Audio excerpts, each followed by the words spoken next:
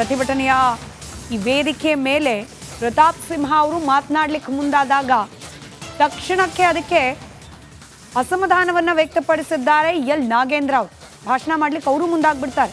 ಪ್ರತಾಪ್ ಸಿಂಹ ಮಾತನಾಡ್ತಾ ಇದ್ದಂತೆ ನಾಗೇಂದ್ರ ಅವರು ಅಸಮಾಧಾನ ವೇದಿಕೆಯಿಂದ ಕೆಳಗಿಳಿದು ನಿರ್ಗಮಿಸಿದ್ದಾರಂತೆ. ಪ್ರತಿಭಟನೆಯನ್ನ ಮೊಟಕುಗೊಳಿಸಿ ಅಲ್ಲಿಂದ ಹೊರಟು ಹೋಗಿದ್ದಾರೆ ನಾಗೇಂದ್ರ ಅವರು. ಆ ಒಂದು ಮುಖ್ಯಮಂತ್ರಿ ಸ್ಥಾನದಲ್ಲಿ ಒಂದು ಕ್ಷಣನೂ ಕೂಡ ಮುಂದುವರಿಯೋದಕ್ಕೆ ಯಾವ ನೈತಿಕ ಹಕ್ಕು ಇಲ್ಲ ಅನ್ನೋದನ್ನು ಸಾಬೀತು ಮಾಡಿದೆ ಮುಖ್ಯಮಂತ್ರಿ ಸಿದ್ದರಾಮಯ್ಯನವರೇ. ಅರವಿಂದ್ ಕೇಜ್ರಿವಾಲ್ ಥರ ಬಂಡತನವನ್ನು ಪ್ರದರ್ಶನ ಮಾಡಬೇಡಿ. ಕರ್ನಾಟಕ ಇವತ್ತು ಸಭ್ಯ ರಾಜಕಾರಣಕ್ಕೆ ಹೆಸರಾಗಿದೆ ಅನ್ನೋದನ್ನು ಒಂದು ಮೇಲ್ಪಂಕ್ತಿಯನ್ನು ಹಾಕಿಕೊಡಿ ರಾಜೀನಾಮೆ ನೀಡುವ ಮುಖಾಂತರ ಅಂತ ನಾನು ನಿಮ್ಮನ್ನು ಕೇಳ್ಕೊಳ್ತೀನಿ. ಅವರು ಆ ಒಂದು ಮುಖ್ಯಮಂತ್ರಿ ಸ್ಥಾನದಲ್ಲಿ ಒಂದು ಕ್ಷಣನೂ ಕೂಡ ಮುಂದುವರಿಯೋದಕ್ಕೆ ಯಾವ ನೈತಿಕ ಹಕ್ಕು ಇಲ್ಲ ಅನ್ನೋದನ್ನು ಸಾಬೀತು ಮಾಡಿದೆ ಮುಖ್ಯಮಂತ್ರಿ ಸಿದ್ದರಾಮಯ್ಯನವರೇ. ಅರವಿಂದ್ ಕೇಜ್ರಿವಾಲ್ ಥರ ಬಂಡತನವನ್ನು ಪ್ರದರ್ಶನ ಮಾಡಬೇಡಿ. ಕರ್ನಾಟಕ ಇವತ್ತು ಸಭ್ಯ ರಾಜಕಾರಣಕ್ಕೆ ಮತ್ತೊಂದು ಕಡೆ ಮುಖ್ಯಮಂತ್ರಿಗಳ ವಿರುದ್ಧ ಪ್ರತಿಭಟನೆ ಮಾಡುವ ಸಂದರ್ಭದಲ್ಲಿ ನಾಲ್ಗೆಯನ್ನು ಹರಿಬಿಟ್ಟಿದ್ದಾರೆ ಸಂಜಯ್ ಪಾಟೀಲ್. ಬೆಳಗಾವಿಯಲ್ಲಿ ಪ್ರತಿಭಟನೆಯ ಸಂದರ್ಭದಲ್ಲಿ ಏಕವಚನದಲ್ಲಿ ಸಿದ್ದರಾಮಯ್ಯನವರ ವಿರುದ್ಧ ಆರೋಪವನ್ನ ಮಾಡಿದ್ದಾರೆ. ರಾಜೀನಾಮೆ ನೀಡಬೇಕು ಅಂತ ಹೇಳಿ ಒತ್ತಾಯಿಸುವ ಸಂದರ್ಭದಲ್ಲಿ ಏಕವಚನದಲ್ಲಿ ನಾಲ್ಗೆ ಹರಿಬಿಟ್ಟು ಮಾತನಾಡಿದ್ದಾರೆ ಸಂಜಯ್ ಪಾಟೀಲ್. ಐವಾನ್ ಡಿಸೂಜಾ ವಿರುದ್ಧವೂ ಕೂಡ ಸಂಜಯ್ ಪಾಟೀಲ್ ವಾಗ್ದಾಳಿಯನ್ನ ನಡೆಸಿದ್ದಾರೆ.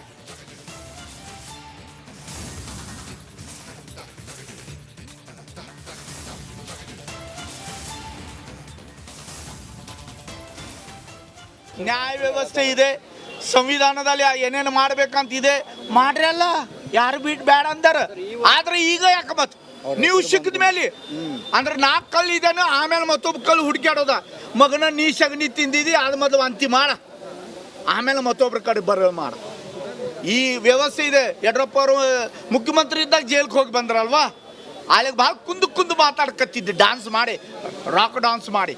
ಈಗ ಯಾಕೆ ಈಗ ನಿನ್ನ ಮೇಲೆ ಬಂತು, ಸ್ವಂತ ಮೇಲೆ ಬಂತು ಅಂದಮೇಲೆ ಅವ್ರು ಹಿಂಗೆ ಇವ್ರು ಹಂಗೆ ಅಲ್ಲ. ಮೊದಲು ನೀ ಏನಿದೆ ಹೇಳ. ನ್ಯಾಯ ವ್ಯವಸ್ಥೆ ಇದೆ, ಸಂವಿಧಾನದಲ್ಲಿ ಏನೇನು ಮಾಡ್ಬೇಕಂತಿದೆ ಮಾಡ್ರಿ ಅಲ್ಲ, ಯಾರು ಬಿಟ್ಟು ಬೇಡ ಅಂದಾರ. ಆದ್ರೆ ಈಗ ಯಾಕೆ ಮತ್ ನೀವು ಸಿಕ್ಕಿದ ಮೇಲೆ ಅಂದ್ರೆ 4 ಕಲ್ಲು ಇದೇನು, ಆಮೇಲೆ ಮತ್ತೊಬ್ಬ ಕಲ್ಲು ಹುಡುಕ್ಯಾಡೋದ. ಮಗನ ನೀ ಸಗಣಿ ತಿಂದಿದಿ, ಅದು ಮೊದಲು ಅಂತಿ ಮಾಡ, ಆಮೇಲೆ ಮತ್ತೊಬ್ರ ಕಡೆ ಬರೋ ಮಾಡ. ಈ ವ್ಯವಸ್ಥೆ ಇದೆ. ಯಡಿಯೂರಪ್ಪ ಅವರು ಮುಖ್ಯಮಂತ್ರಿ ಇದ್ದಾಗ ಜೈಲ್ಗೆ ಹೋಗಿ ಬಂದ್ರಲ್ವಾ, ಅಲ್ಲಿ ಭಾಳ ಕುಂದು ಮಾತಾಡ್ಕತ್ತಿದ್ದೆ, ಡ್ಯಾನ್ಸ್ ಮಾಡಿ, ರಾಕ್ ಡ್ಯಾನ್ಸ್ ಮಾಡಿ. ಈಗ ಯಾಕೆ ಈಗ ನಿನ್ನ ಮೇಲೆ ಬಂತು, ಸ್ವಂತ ಮೇಲೆ ಬಂತು ಅಂದಮೇಲೆ ಅವ್ರು ಹಿಂಗೆ ಇವ್ರು ಹಂಗೆ ಅಲ್ಲ. ಮೊದಲು ನೀ ಏನಿದೆ ಹೇಳ. ನ್ಯಾಯ ವ್ಯವಸ್ಥೆ ಇದೆ, ಸಂವಿಧಾನದಲ್ಲಿ ಏನೇನು ಮಾಡ್ಬೇಕಂತಿದೆ ಮಾಡ್ರಿ ಅಲ್ಲ, ಯಾರು ಬಿಟ್ಟು ಬೇಡ ಅಂದಾರ. ಆದ್ರೆ ಈಗ ಯಾಕೆ ಮತ್ ನೀವು ಸಿಕ್ಕಿದ ಮೇಲೆ ಅಂದ್ರೆ 4 ಕಲ್ಲು ಇದೇನು, ಆಮೇಲೆ ಮತ್ತೊಬ್ಬ ಕಲ್ಲು ಹುಡುಕ್ಯಾಡೋದ. ಮಗನ ನೀ ಸಗಣಿ ತಿಂದ. ಇವತ್ತು ಕೇಬಲ್ ದಿನಾಚರಣೆ ಅಂಗವಾಗಿ ಕಲ್ಪತರುನಾಡು ತುಮಕೂರಿನಲ್ಲಿ ಅದ್ಧೂರಿ ಕಾರ್ಯಕ್ರಮ ಹಮ್ಮಿಕೊಳ್ಳಲಾಗಿತ್ತು. ಸಾವಿರಾರು ಕೇಬಲ್ ಆಪರೇಟರ್ಗಳ ನೇತೃತ್ವದಲ್ಲಿ ರಾಜ್ಯ ಮಟ್ಟದ ಕೇಬಲ್ ಡೇ ಆಚರಿಸಿ ಸಂಭ್ರಮಿಸಲಾಯಿತು.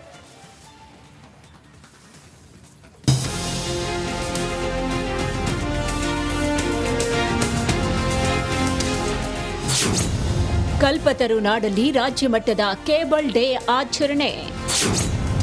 ಸಾವಿರಾರು ಕೇಬಲ್ ಆಪರೇಟರ್ಗಳ ಸಮಾಗಮ.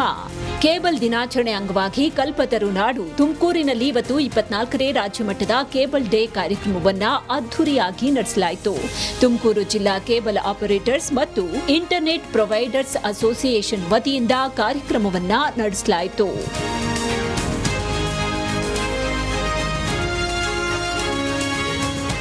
ತುಮಕೂರಿನ ಗುಬ್ಬಿ ವೀರಣ್ಣ ಕಲಾಕ್ಷೇತ್ರದ ಆವರಣದಲ್ಲಿ ನಡೆದ ಕೇಬಲ್ ಡೇ ಕಾರ್ಯಕ್ರಮದಲ್ಲಿ ಕೇಬಲ್ ಅಸೋಸಿಯೇಷನ್ ರಾಜ್ಯಾಧ್ಯಕ್ಷ ಪ್ಯಾಟ್ರಿಕ್ ರಾಜು, ಜಿಲ್ಲಾಧ್ಯಕ್ಷ ಬಿಎನ್ ಮಂಜುನಾಥ್, ಕೇಬಲ್ ಅಸೋಸಿಯೇಷನ್ ರಾಜ್ಯ ಕಾರ್ಯದರ್ಶಿ ರಾಮ್ಪ್ರಸಾದ್ ಗೌಡ, ಗೌರವಾಧ್ಯಕ್ಷ ಸುರೇಶ್, ಮುಖ್ಯ ಅತಿಥಿಯಾಗಿ ಖಾಸಗಿ ಪತ್ರಿಕೆ ಸಂಪಾದಕ ನಾಗಣ್ಣ, ಬೆಸ್ಕಾಂ ಇಇ ಪ್ರಶಾಂತ್ ಕೂಡ್ಲಿಗಿ ಹಾಗೂ ಮುಖ್ಯ ಭಾಷಣಕಾರರಾಗಿ ಖ್ಯಾತ ಪತ್ರಕರ್ತ ಗೌರೀಶ್ ಅಕ್ಕಿ ಹಾಗೂ ಜಿಲ್ಲಾ ಮತ್ತು ರಾಜ್ಯ ಮಟ್ಟದ ಕೇಬಲ್ ಅಸೋಸಿಯೇಷನ್ ಸಂಘಟನೆ ಸದಸ್ಯರು ಸೇರಿ ಹಲವರು ಭಾಗಿಯಾಗಿದ್ದರು.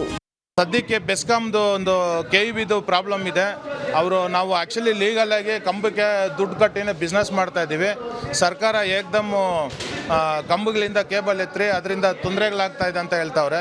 ಯಾಕಂದರೆ ತೊಂದರೆಗಳಾಗೋದಕ್ಕೆ ಅದರಲ್ಲಿ ಕರೆಂಟ್ ಏನು ಹೊಡಿತಾ ಇಲ್ಲ, ಅದು ಬೇರೆ ಗ್ಲಾಸ್ ಅಷ್ಟೇ, ಫೈಬರ್ ಆಪ್ಟಿಕ್ಕು. ಕಾರ್ಯಕ್ರಮದಲ್ಲಿ ರಾಜ್ಯದ ನಾನಾ ಭಾಗಗಳಿಂದ ಕೇಬಲ್ ಆಪರೇಟರ್ಗಳು ಭಾಗಿಯಾಗಿದ್ದರು.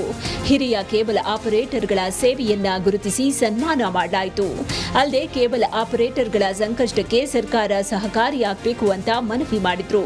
ವಿವಿಧ ಬೇಡಿಕೆಯನ್ನ ಸರ್ಕಾರದ ಗಮನಕ್ಕೆ ತರುವುದಕ್ಕೆ ಕೇಬಲ್ ಡೇ ಮುಖಾಂತರ ರಾಜ್ಯ ಕೇಬಲ್ ಅಸೋಸಿಯೇಷನ್ ಮುಂದಾಗಿದೆ. ಮುಂದಿನ ದಿನಗಳಲ್ಲಿ ನಮ್ಗೆ ಬರುವಂಥ ಸಮಸ್ಯೆಗಳನ್ನ ಒಂದೇ ಕೂಡಿ ಒಂದು ಸಾಲ್ವ್ ಮಾಡ್ಕೊಬೇಕು. ಮುಂದೆ ಅವರ ಪ್ರಾಬ್ಲಮ್ನ ಈಗಲೇ ಎದುರಿಸಿ ನಾವು ಇಂಡಸ್ಟ್ರಿ ಉಳಿಬೇಕು ಅಂತ. ಯಾಕೆಂದರೆ ನಮಗೆ ಕೇಬಲ್ ಬಿಟ್ಟು ಬೇರೆ ಯಾವುದೋ ಉದ್ಯೋಗ ಗೊತ್ತಿಲ್ಲ ಸರ್. ಬುದ್ಧಿ ಬಂದಾಗಿಂದ ಮಾಡ್ತಿರೋಂಥ ಕೇಬಲ್ ಉದ್ಯಮ ನಮಗೆ ಬಿಟ್ಟು ಬೇರೆ ಆಪ್ಷನ್ ಇಲ್ಲ. ಹಾಗಾಗಿ ದಯವಿಟ್ಟು ಉದ್ಯಮ ಉಳಿಸ್ಕೊಬೇಕು ಅಂದರೆ ನಾವು ಓಡಲೇಬೇಕಾಗಿದೆ. ಒಟ್ನಲ್ಲಿ ಇವತ್ತು ರಾಜ್ಯ ಮಟ್ಟದ ಕೇಬಲ್ ಡೇ ಕಾರ್ಯಕ್ರಮ ತುಮಕೂರಿನಲ್ಲಿ ಹಮ್ಮಿಕೊಂಡಿದ್ದು, ರಾಜ್ಯದ ವಿವಿಧ ಭಾಗಗಳಿಂದ ಬಂದಿದ್ದ ಕೇಬಲ್ ಆಪರೇಟರ್ಸ್ ಒಂದೇ ಕಡೆ ಸಮಾಗಮ ಆಗಿದ್ದು ವಿಶೇಷವಾಗಿತ್ತು. ಜಗದೀಶ್ ಮಾಚಗಟ್ಟ, ರಿಪಬ್ಲಿಕ್ ಕನ್ನಡ. ಕೃತ್ಯದ ಮತ್ತಷ್ಟು ಮಹತ್ವದ ಸಾಕ್ಷಿಗಳು ಬಹಿರಂಗಗೊಂಡಿದೆ. ರಕ್ತದ ಮಡುವಿನಲ್ಲಿ ಬಿದ್ದಿದ್ದ ರೇಣುಕಾಸ್ವಾಮಿ ಮೇಲೆ ರಕ್ಕಸರ ಕ್ರೌರ್ಯದ ಫೋಟೋಗಳು ಪೊಲೀಸರಿಗೆ ಸಿಕ್ಕಿದೆ. ಆರೋಪಿ ಪ್ರದೋಷ್ ಹಾಗೂ ಮತ್ತೊಬ್ಬ ಆರೋಪಿ ಫೋನ್ನಿಂದ ಈ ಫೋಟೋಗಳು ಸಿಕ್ಕಿದ್ದು ಎಫ್ಎಸ್ಎಲ್ ರಿಪೋರ್ಟ್ನಲ್ಲಿ ಸ್ಫೋಟಕ ಅಂಶ ಬಯಲಾಗಿದೆ. ಫೋಟೋ ರಿಟ್ರೀವ್ ಬಳಿಕ ದರ್ಶನ್ ಮತ್ತು ಗ್ಯಾಂಗ್ಗೆ ಮತ್ತಷ್ಟು ಸಂಕಷ್ಟ ಎದುರಾಗಿದೆ. ರೇಣುಕಾಸ್ವಾಮಿ ಕೊಲೆ ಕೇಸ್ ಆರೋಪಿಗಳಾಗಿರುವ ಪವಿತ್ರ ಗೌಡ ಹಾಗೂ ಅನುಕುಮಾರ್ ಜಾಮೀನು ಅರ್ಜಿಯನ್ನ ಮುಂದೂಡಲಾಯಿತು. ಬೆಂಗಳೂರಿನ ಸಿಸಿಎಚ್ 57ನೇ ಕೋರ್ಟ್ ಮಧ್ಯಾಹ್ನಕ್ಕೆ ಅರ್ಜಿಯನ್ನು ಮುಂದೂಡಿದೆ. ಜಾಮೀನಿಗೆ ಪ್ರಾಸಿಕ್ಯೂಷನ್ ಆಕ್ಷೇಪಣೆ ಸಲ್ಲಿಸಲಿದೆ. ರಾಜ್ಯಪಾಲರ ವಿರುದ್ಧ ವಿವಾದಾತ್ಮಕ ಹೇಳಿಕೆ ನೀಡಿರುವ ಪರಿಷತ್ ಸದಸ್ಯ ಐವಾನ್ ಡಿಸೋಜಾ ಮನೆಗೆ ಕಿಡಿಗೇಡಿಗಳು ಕಲ್ಲು ತೂರಾಟ ನಡೆಸಿದ್ದಾರೆ. ಮಂಗಳೂರಿನ ವೆಲೆನ್ಸಿಯಾದ ನಿವಾಸಕ್ಕೆ ಬೈಕ್ನಲ್ಲಿ ಬಂದ ಇಬ್ಬರು ಕಲ್ಲು ತೂರಾಟ ನಡೆಸಿದ್ದಾರೆ. ಕಲ್ಲು ತೂರಾಡಿ ಘೋಷಣೆಗಳನ್ನು ಕೂಗಿ ಪರಾರಿಯಾಗಿದ್ದಾರೆ. ಈ ಹಿನ್ನೆಲೆ ಅವರ ನಿವಾಸಕ್ಕೆ ಹೆಚ್ಚಿನ ಭದ್ರತೆ ಒದಗಿಸಲಾಗಿದೆ. ಕಾಂಗ್ರೆಸ್ ಸರ್ಕಾರದ ವಿರುದ್ಧ ಬಿಜೆಪಿ ಹೋರಾಟ ಮುಂದುವರೆದಿದೆ. ರಾಜ್ಯದ ವಿವಿಧೆಡೆ ಬಿಜೆಪಿ ನಾಯಕರು ಸಿಎಂ ಸಿದ್ದರಾಮಯ್ಯ ವಿರುದ್ಧ ಪ್ರತಿಭಟನೆ ನಡೆಸಿದರು. ಮೂಡಾ ಹಗರಣ ಮುಂದಿಟ್ಟುಕೊಂಡು ಸಿಎಂ ವಿರುದ್ಧ ಬಿಜೆಪಿ ಬೀದಿಗಿಳಿದಿದೆ. ಮಡಿಕೇರಿಯಲ್ಲಿ ಜಿಲ್ಲಾ ಬಿಜೆಪಿ ನಾಯಕರು ಪ್ರತಿಭಟನೆ ನಡೆಸಿದರು. ಸಿಎಂ ಸಿದ್ದರಾಮಯ್ಯ ಕೂಡಲೇ ರಾಜೀನಾಮೆ ಕೊಡಬೇಕು ಅಂತ ಆಗ್ರಹಿಸಿದ್ದಾರೆ. ಜನರಲ್ ತಿಮ್ಮಯ್ಯ ಸರ್ಕಲ್ನಲ್ಲಿ ಪ್ರತಿಭಟನೆ ನಡೆಸಿ ಬಳಿಕ ಜಿಲ್ಲಾಧಿಕಾರಿ ಕಚೇರಿಯ ತನಕ ಮೆರವಣಿಗೆ ಮಾಡಿದರು. ಎಂಎಲ್ಸಿ ಸುಜಾ ಕುಶಾಲಪ್ಪ, ಮಾಜಿ ಶಾಸಕ ಅಪ್ಪಚ್ಚು ರಂಜನ್ ಸೇರಿದಂತೆ ಹಲವು ಪ್ರಮುಖರು ಭಾಗಿಯಾಗಿದ್ದರು. ಧಿಕ್ಕಾರ